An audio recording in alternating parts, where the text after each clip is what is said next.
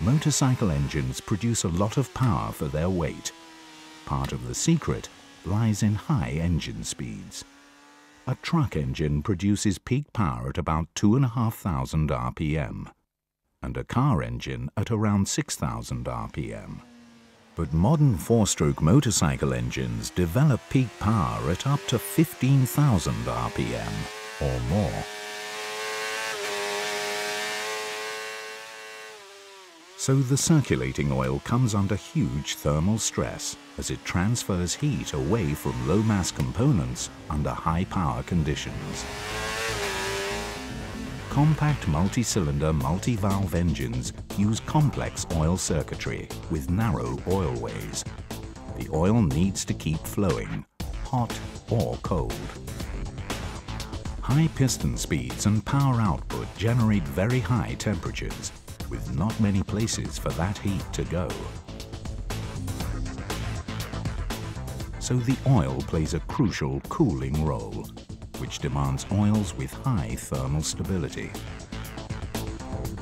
Deposits can build up on the pistons and rings. After a while, these can cause increased wear and reduced compression. When the engine is working hard, oil temperatures rise rapidly. Poor quality oil can vaporize, leading to a rapid rise in oil consumption and a fall in protection. And all the while, the oil is carrying combustion byproducts and wear metals into the sump and filter. Over time, this leads to the oil becoming increasingly contaminated and less effective.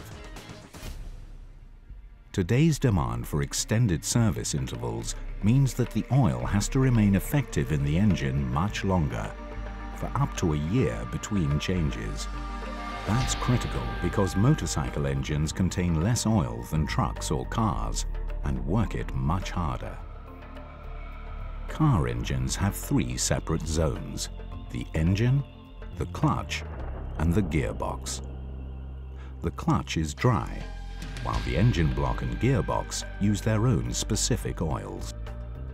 But most four-stroke motorcycle engines use a wet clutch, and the lubrication system is combined so that all these zones, engine, gearbox, and clutch, rely on the same oil. One oil to do three different but equally important jobs. It's more than just oil, it's liquid engineering.